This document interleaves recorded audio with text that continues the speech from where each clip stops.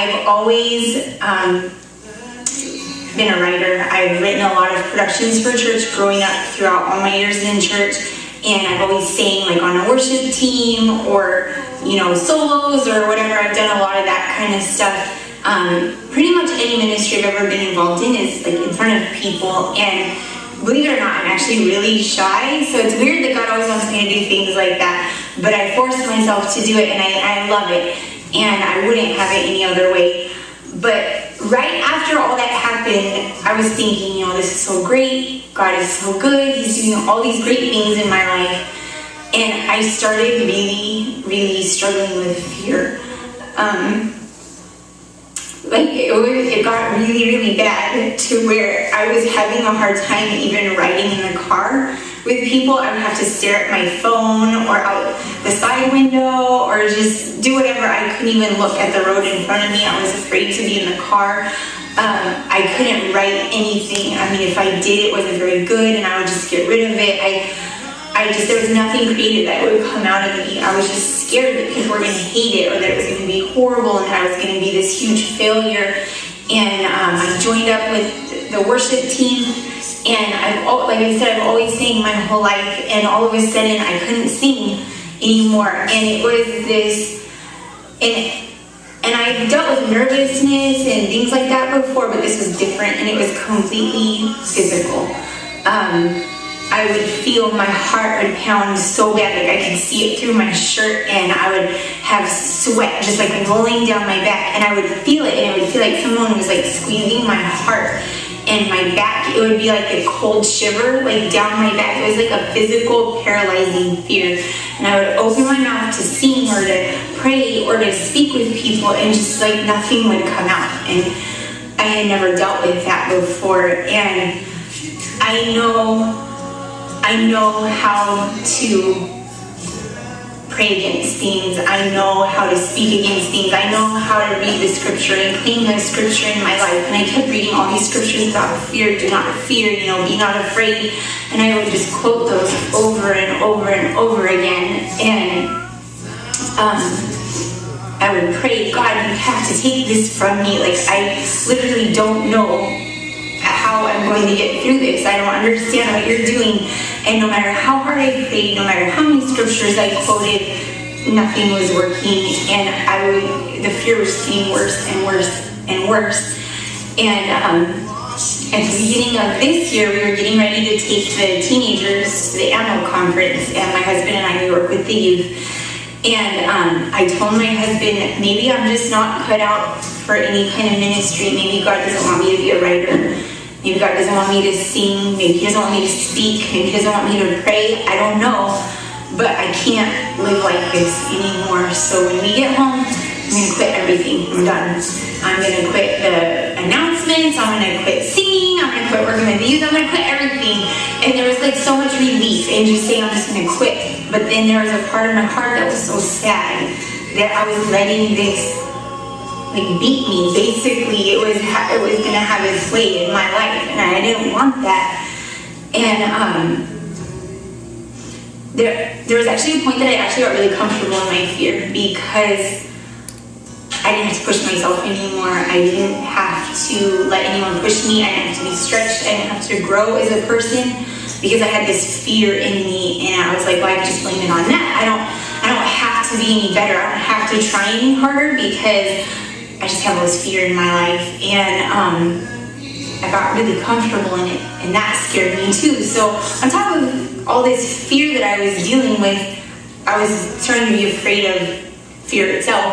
So the day came that we were going to go to Ammo with all the teenagers, and I was just really excited for them and everything that God was going to do in their lives. And I was praying so hard that they would just have this encounter with God, that their life would just be changed forever. And there was a part of me that was really sad, because I was thinking, this is like the last thing I'm probably going to do with them. But I was excited for them at the same time. And wouldn't you know, so we go there, and I'm praying for all these teenagers. And the second night of conference, they had this pastor that they flew in from Australia, and she started preaching about fear. And it was like she was flown there just for me, to talk to me and to tell me, you can do this, you can get past this, God can take this from you. And she related it to a story in the Bible about the prophet Elijah, who actually called down fire from heaven and proved that God is real to an entire nation. He was a pretty powerful guy. And then this woman, Jezebel, came and threatened his life. And he ran and hid in fear. And she was a very bad woman. And she just related Jezebel to fear. You know, we can do all these things for God. And we can think we've come so far, and one little thing can just send us running in fear. And that's exactly what I had done. Like, it was like I finally found the path that I was supposed to be on, the destiny that I was supposed to meet with my life. And the minute I was on the right track, I was just attacked by this fear, and it was literally a physical, paralyzing bondage in my life. And so she was talking about, at the end of that Bible story, Jezebel is actually thrown from a window. They throw her from a window and she dies. And that's what she just kept saying at the end of it. Like, you have to throw it down. You have to throw fear down. You have to throw away your shame. You have to throw away everything that holds you back. And I was just sitting there and I was crying and I was thinking, oh my God, that's me, but this isn't for me, this is for the youth, but this is for me. And I stood up and I just started to pray. I just lifted up my hands and I was just saying, God, this is it. Like, I don't know how to get past this anymore. I don't know if you want to take this from me. I don't know if you just want me to live the rest of my life like this. And if you do, I'll deal with it, but I don't think that you do. So this is your last chance, because if you don't do it today, I'm quitting. I'm not doing anything anymore. And I just began to pray and I just to worship God.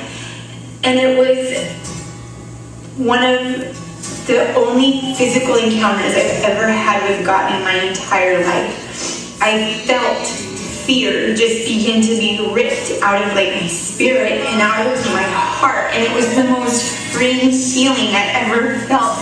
And I just started to ugly cry because the boogers and the tears, and I sat down in my chair and I felt like I couldn't even stand anymore. It was so overwhelming.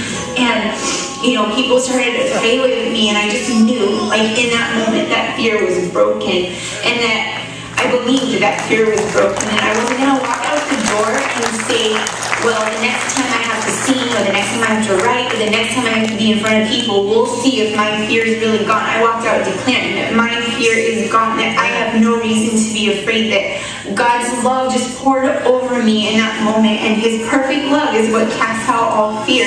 And that's exactly what happened, and I just felt so overtaken by God's love. And since that moment, I have literally never felt that fear again. And it just like makes me crazy. I get so excited when I tell people, you don't have to live in that. You can, right now, in this moment, right where you're sitting, God can begin to move and can begin to take the fear out of your life and break those chains that hold you back, because it'll hold you back from everything that He wants for your life. And I mean, there's times I get nervous because that's normal, but I don't walk in that fear.